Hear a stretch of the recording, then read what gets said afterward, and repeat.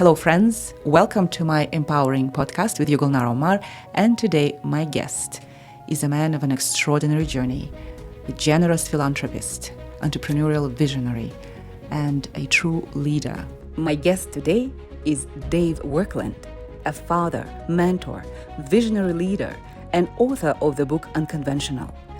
Dave grew up in a farm in rural Alberta and went on to change the oilfield industry by being the first to take environmental services public. He's built multi-billion-dollar companies and donated over $100 million to support education, youth leadership, and communities in Alberta.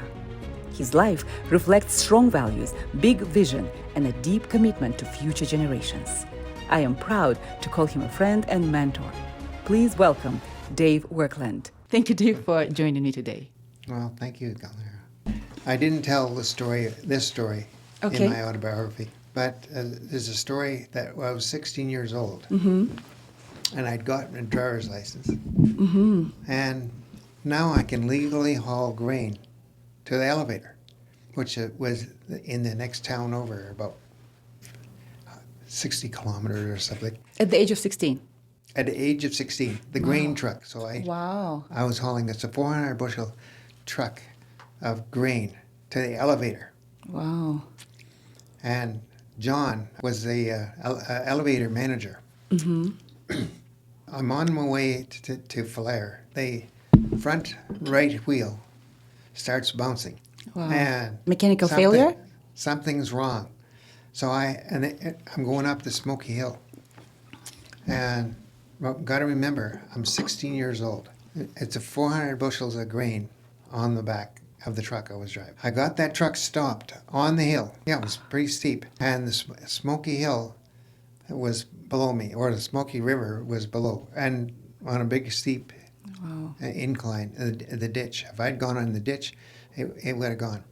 A load of grain, everything. I got the truck stopped, and I got the brakes on, and it's on the hill. I don't know how I did it. I mean, even today, You're puzzled. How could I do it? A 16-year-old boy. Yeah. Anyway, I got the truck stopped. I get out and make sure that the wheels are chocked, and it didn't roll down the hill. And I run around the front, and the front right wheel, front axle, was loose. The nuts were coming off. And I said, well, what am I going to do to get this on the road? I had to think real quick. And when I think back, I never gave it a second thought. I took the wheels or bolt nuts off of the wheel on the left side, and the right side was the wheel that was going thump, thump, thump. And I borrowed some extra nuts off the left wheel, front wheel. Turned around and bolted the extra bolts on the right wheel. Right wheel. Wow, thinking on your feet. Yeah. And so when people talk to me about, well, where did that all come from? Yes, where did all that come from? Yeah. I mean, all this the average street smarts. Well, I don't know what that is. At 16 years old, I hadn't learned all this that I know today, of course. I probably had it back then. Had this ability to determine what I need to do in the moment at 16 years old. And I was probably doing that when I was 10 years old. And then probably before I got burnt, I was so creative that I felt, as a kid, that I could do anything. Amazing story. Well, thank you.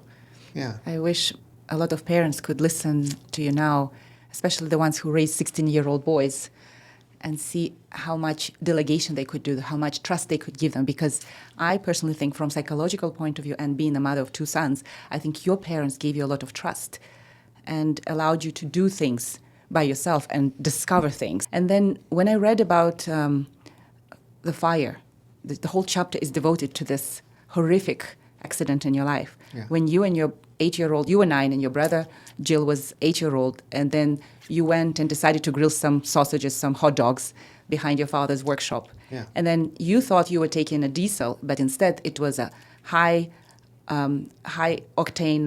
High test gas. Yes, and it was highly inflammable, right? Yeah. Not just a diesel. And when you poured it to the fire to catch the fire, it was an explosion. Yeah.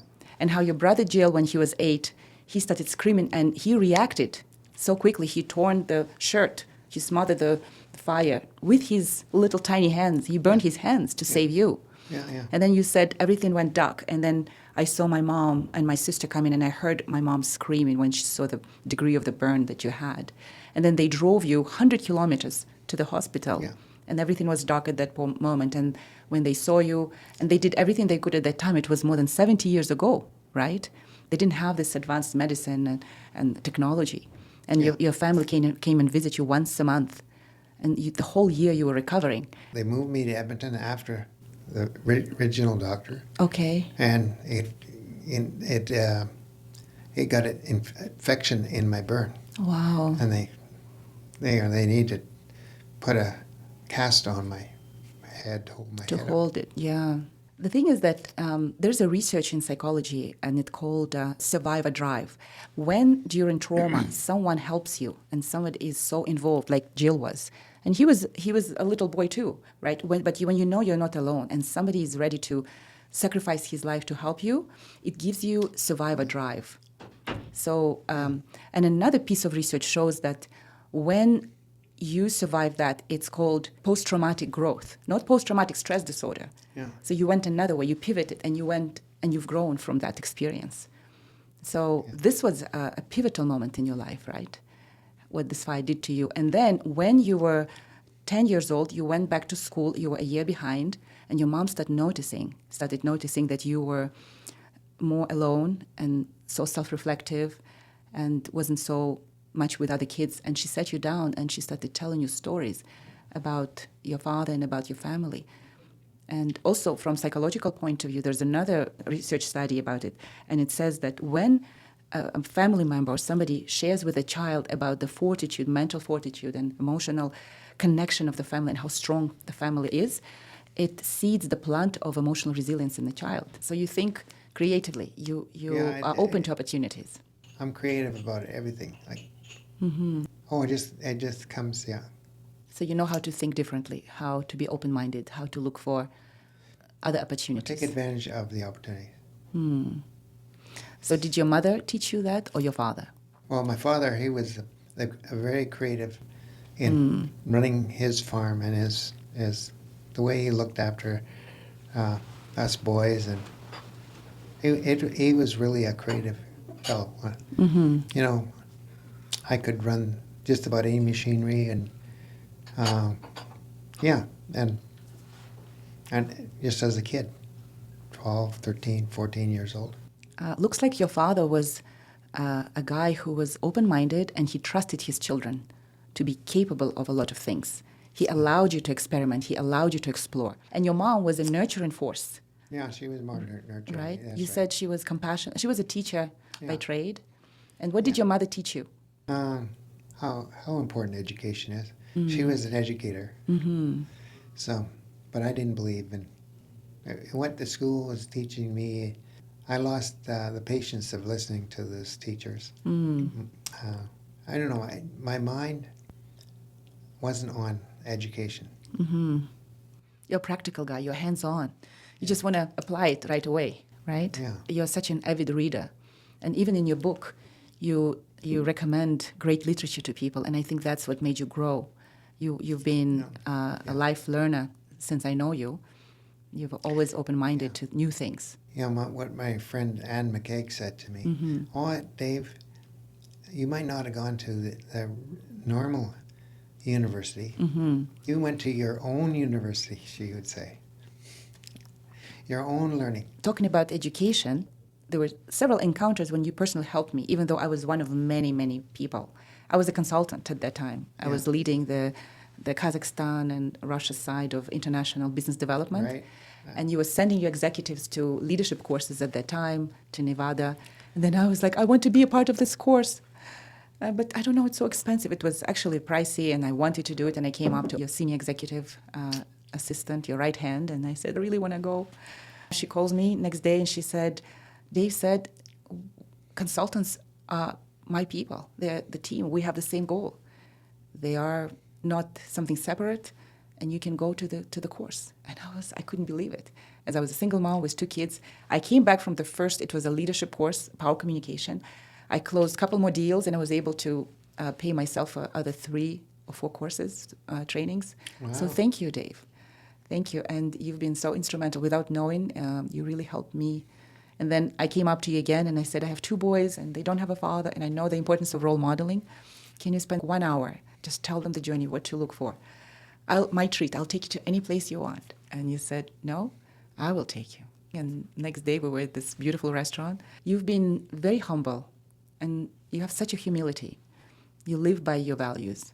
And you didn't know me very well. I was one of those immigrants, part of your team, thousands of people. And I came up to you with this request, and you honored my request. So thank you, and I'm still growing because of your role modeling and your faith in me. Well, I'm honored to know you, Gulnara. And I'm really happy that you recognized and acknowledged how it's progressed for you. Yes. And 2 years ago, when I came from BC, I said, I need to see Dave. I'm stuck. I'm on a crossroad.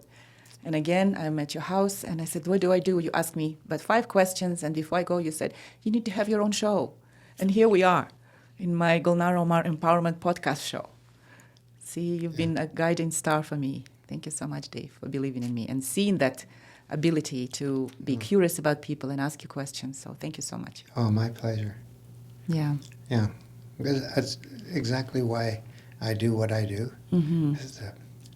If I can do something for other people, it helps me. I feel better about myself. You are such a selfless leader, and you are one of the most generous philanthropists I know, and you've donated over $100 million to various causes in Alberta, educational courses, art. And I want to ask you, what drives you? What drives your selflessness and generosity? And you want to, you have a family, you have Werklund Trust, you have family office, and here you have your community. And not every wealthy person thinks about their community as much as you do. Well, thank you, Gulnara. A number of years ago, I've been a philanthropist for many years, but not to the degree that I am these days. And a number of years ago, I decided, well, if I'm going to be a philanthropist, I'm going to do it focused on principle. And I'm not going to give just to give money. If the folks that are interested in principle-centered leadership, that attracts me. As an influencer, I was actually changing the college how to think. And they got that job done on time, on budget, and it is a world-class facility in Olds, Alberta. Amazing. They did a really good job. And they managed the project like professionals. I was really proud. I still am. I'm really proud of those folks. I was able to have a positive influence. So that's why I do these things. And also, I know that you won the nomination of the Entrepreneur of the Year in Prairies first, and the Territorial, and then in Canada. And then you represented Canada in Monaco in 2005 or 6. Yeah. 6, and I it was an think amazing experience. How was it? How did you feel representing Canada? How did you feel getting this award? Because there were criteria there for winning this, and you won every criteria: the vision, leadership, innovation, the growth. Because your growth was exponential. Whatever you touch tend to grow. So I want to know your secret. And many people mistake success with luck. And one of the ways to determine and to identify that it is a real success is that no matter how hard and how low you fall, you can always replicate your success.